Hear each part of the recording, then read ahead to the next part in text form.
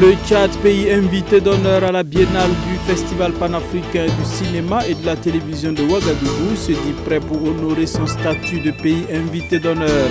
Et l'émissaire du ministre de la Culture tchadienne était chez le Premier ministre Rim Talba, Jean-Emmanuel Ouedraogo.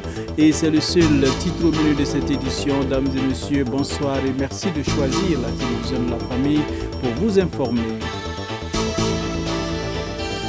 Tout d'abord, les échos du Conseil des ministres tenu hier sous la présidence effective du président du Faso, chef de l'État, le capitaine Ibrahim Traoré. Plusieurs points étaient inscrits à son ordre du jour, parmi lesquels celui portant sur le renouvellement du fonds de soutien patriotique pour 1 an. Après l'évaluation de l'impact du fonds, il a été décidé de son renouvellement. Le ministre de l'économie nous en dit plus dans cet extrait. Le Conseil d'aujourd'hui a examiné un rapport portant prorogation du fonds de soutien patriotique. Cela s'est matérialisé par un décret qui a autorisé la prorogation du fonds de soutien patriotique pour une durée d'1 année. Il était prévu effectivement que le décret puisse être examiné après 1 année de mise en œuvre pour voir s'il y avait la nécessité de poursuivre. Effectivement, après l'évaluation, il est ressorti qu'il est nécessaire de poursuivre la collecte et de renforcer davantage la collecte du fonds de soutien patriotique au regard de l'impact important que cela crée sur le terrain pour la prise en charge des volontaires pour la défense de la patrie et surtout leur équipement. Donc, à partir de ce décret, il est autorisé pour l'année 2025, du 1er janvier au 31 décembre 2025, la collecte du fonds de soutien patriotique pour faire face à cette dépense importante pour la sécurisation du territoire et renforcer bien sûr la prise en charge des volontaires pour la défense de la patrie et également accompagner de façon globale la lutte contre le terrorisme dans notre pays. Toujours les échos du Conseil des ministres tenu hier sous la présidence effective du chef de l'État. Il a été aussi question au titre du ministère de l'Industrie, du Commerce et de l'Artisanat de l'adoption de 2 décrets portant bonne marche de la Chambre des métiers de l'artisanat du Burkina Faso. Plus de précisions avec le ministre Serge Poda. Le Conseil a adopté ce jour un rapport relatif à 2 décrets. Le premier décret porte sur l'approbation des statuts particuliers de la Chambre des métiers de l'artisanat du Burkina Faso. Et le deuxième décret est relatif à la dissolution des organes consulaires de la Chambre des métiers et la mise en place d'une délégation consulaire pour assurer les affaires courantes jusqu'aux élections nouvelles d'élits consulaires. Il faut dire que l'adoption de ces 2 décrets s'inscrit dans la dynamique de refondation de l'État à travers la reformulation de certains statuts de structures étatiques importantes, stratégiques pour la bonne marche de notre économie. Et leur adoption vient ici permettre à la Chambre des métiers de l'artisanat du Burkina Faso de pouvoir disposer de tous les outils nécessaires pour mener sereinement à bien ses missions. Elles viennent ici préciser le rôle des différents acteurs et recadrer l'utilisation des ressources qui sont faites et permettre à l'administration de la structure de pouvoir atteindre les objectifs qui lui sont assignés. Entre autres innovations qui ont été consacrées à travers l'adoption de ces 2 décrets, c'est la suppression de la relation hiérarchique qui existait entre le bureau consulaire et l'administration même de l'entité. En lieu et place de cette relation hiérarchique, il est désormais établi une relation fonctionnelle qui permet donc à l'administration de la Chambre des métiers de l'artisanat et à la Chambre consulaire de pouvoir avoir une relation forte dans le cadre de la mise en œuvre des missions confiées à l'entité. Il y a aussi la mise en place d'une assemblée générale et d'un conseil d'administration au sein desquels vont désormais siéger des représentants de l'administration publique pour assurer le pilotage de la Chambre des métiers de l'artisanat vers des chemins beaucoup plus vertueux. Il est aussi instauré, entre autres innovations, un budget qui va permettre de soutenir les activités de l'instance consulaire nouvelle qui sera mise en place dans le cadre de la nouvelle vision incarnée par les plus hautes autorités de notre pays. L'ensemble donc de ces deux décrets adoptés vont permettre à la Chambre des métiers de l'artisanat de pouvoir mener avec sérénité, et tout en visant l'équité et défendre donc les intérêts de tous les artisans du Burkina Faso pour le bonheur donc de ce secteur d'activité important de notre pays. Le Premier ministre Rim Talba Jean-Emmanuel Ouedraogo a reçu en audience une délégation tchadienne conduite par le secrétaire général du ministère en charge de la culture. Cette délégation est venue confirmer la participation du Tchad en tant que pays invité d'honneur et faire le point des préparatifs qui vont bon train, aussi bien du côté burkinabé que tchadien. Tundasida Salam Ouedraogo pour le commentaire. Le Tchad sera bel et bien présent au FESPACO 2025. Sollicité pour être le pays invité d'honneur de cette 29e édition, le pays a répondu favorablement. La présente délégation, accompagnée du ministre burkinabé en charge de la culture, est ainsi venue faire le point de la co-organisation avec le premier ministre burkinabé. Il vous souviendra qu'il y a de cela 2 semaines, nous étions à la tête d'une délégation à N'Djamena au Tchad pour porter une invitation officielle du chef de l'État, le capitaine Ibrahim Traoré, à son frère et ami le marshal Mahama Idriss Déby Itno. Alors en retour, son Excellence le marshal avait marqué effectivement son accord de prendre part à cette édition du FESPACO. Et comme vous le savez, le Tchad est pays invité d'honneur. Et de bout en bout, nous co-organisons donc cette édition. Et c'est dans ce cadre qu'une délégation du ministère en charge de la culture du Tchad séjourne dans notre pays depuis 96 heures maintenant. Et donc ce matin, nous avons fait le point avec cette délégation à son Excellence, Monsieur le Premier ministre, sur toutes les étapes de l'organisation. Alors la délégation tchadienne a pu toucher du doigt tout le dispositif organisationnel qui est mis en place, depuis la logistique, depuis jusqu'à l'hébergement. Donc nous avons tout passé en revue parce que nous entendons réserver à la délégation, la forte délégation tchadienne qui viendra, nous entendons leur réserver un bel accueil. Nous voulons que leur séjour soit totalement satisfaisant. La délégation tchadienne a donc rassuré sur les préparatifs du côté de N'Djamena. Et visiblement, cette participation sera à la hauteur de l'événement. Nous sommes venus faire le point à son Excellence, Monsieur le Premier ministre, sur l'état des préparatifs au niveau de N'Djamena. Donc, comme vous le savez, en tant que pays invité d'honneur, donc nous sommes en train de mobiliser une très forte délégation.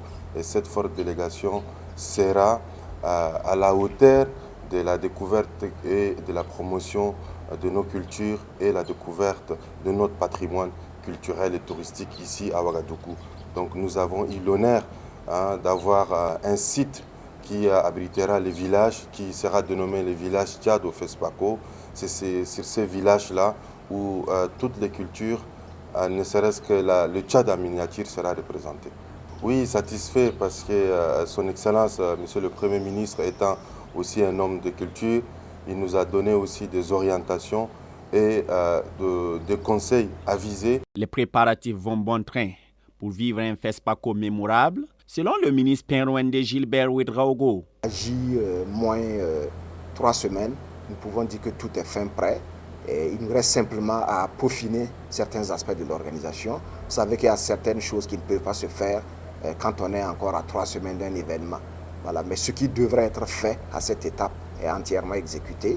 Nous faisons le suivi et son Excellence a assuré que lui également, il suit de très près l'organisation parce que c'est un événement international dont l'envergure et la qualité, en tout cas, imposent que tout le monde s'implique et que nous puissions offrir aux pays participants, qui sont déjà au nombre de 48, contrairement donc à ceux qui étaient là à la précédente édition, qui étaient estimés à seulement 35. Voilà, donc il y a beaucoup d'engouement et donc la balle est dans notre camp. Nous devons travailler effectivement à réussir ce FESPACO-là. Le Premier ministre a par ailleurs exhorté les organisateurs de l'événement à être très regardants sur les détails pour rehausser davantage l'éclat de la présente édition qui est prévue du 22 février au 1er mars sous le thème « Cinéma d'Afrique et identité culturelle ».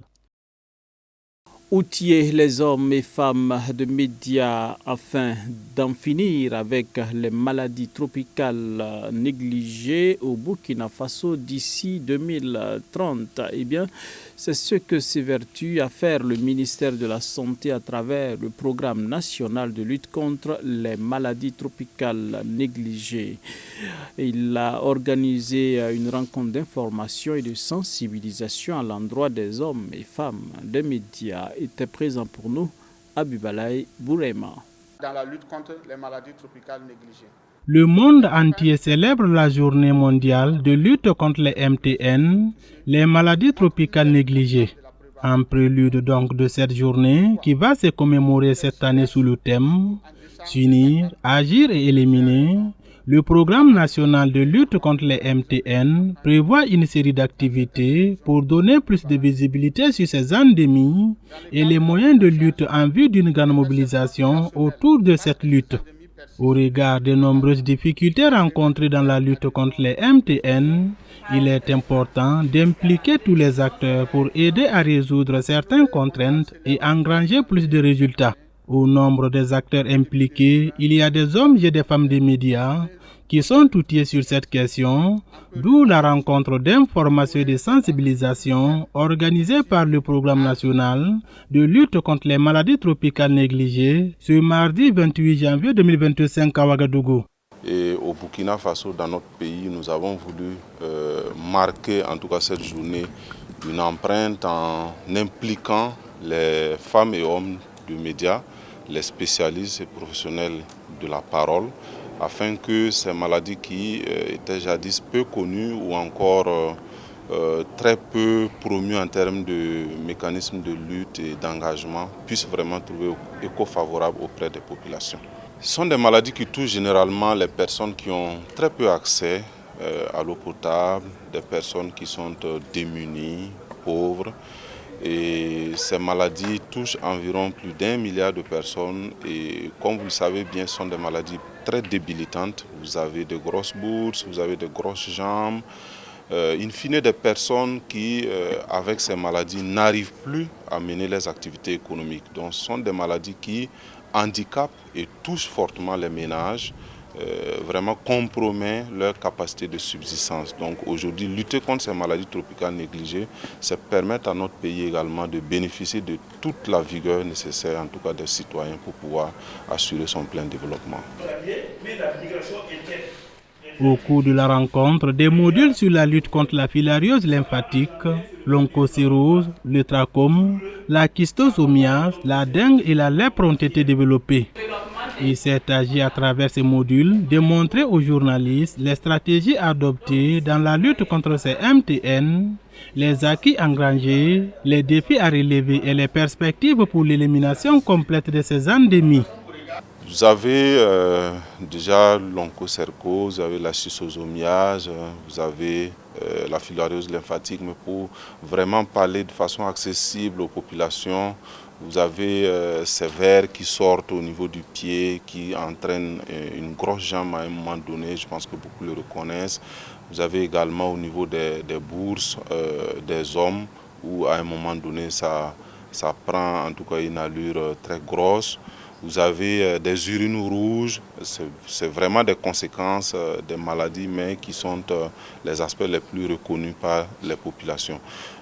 Depuis 2023, vous avez aussi le noma, cette maladie qui touche le visage de certains enfants, qui les défigure, qui fait partie aussi des maladies tropicales négligées. Et de plus en plus, dans notre pays, vous avez une augmentation de la rage, qui est une maladie tropicale négligée. Et la plus emblématique, c'est la dengue. La dengue qui est une maladie qui n'était pas très bien connue, ou en tout cas qui n'était pas très bien perçue comme étant source d'épidémie, mais qui depuis 3 ans est une préoccupation majeure pour notre pays.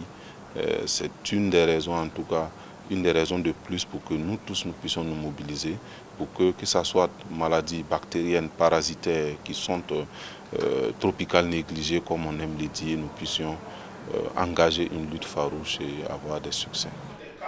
Selon Dr Joseph Soubeiga, directeur général de la santé, qui a présidé la rencontre, c'est grâce aux efforts conjugués de tous les acteurs et l'appui des partenaires techniques et financiers que des résultats fort appréciables ont été engrangés, même si des défis restent à relever dans le cadre de la lutte contre les MTN. Il s'agit de la chimiothérapie préventive. Ça sera tout pour ce soir. Merci, dames et messieurs, de nous avoir suivis. On se donne rendez-vous demain pour d'autres informations. La grâce toute suffisante de Christ est votre partage. Bonsoir et à demain.